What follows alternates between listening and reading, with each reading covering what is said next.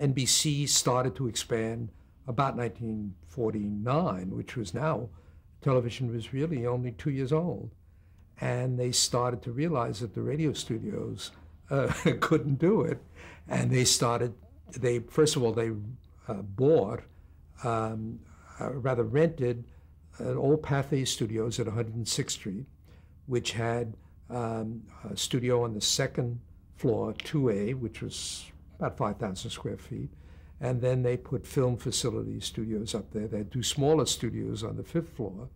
And then they started to build the Brooklyn studios by buying an old film studio from the 20s, which was also Pathé, and so now, which was 18,000 square feet.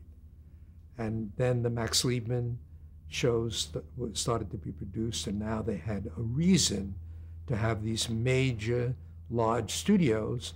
The building program was enormous. Brooklyn too, they started to build in about 1956 or so, which also brought upon the expansion on the West Coast. And that was color, wasn't it? Color started the trials were in Washington before the subcommittee. And of course, they had already said, we're going to go with the CBS system, which, as you recall, was a mechanical disc. And everybody said, well, you know, this is going to be a problem later in the history. Well, yeah, but this system works.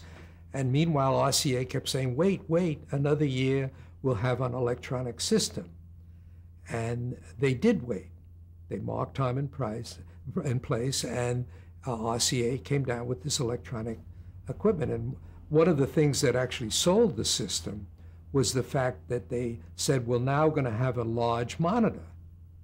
And because of the mechanical part of the CBS system, the field sequential system, the monitor could only be about this big because they had a spinning disc with 3 color filters in it that went around.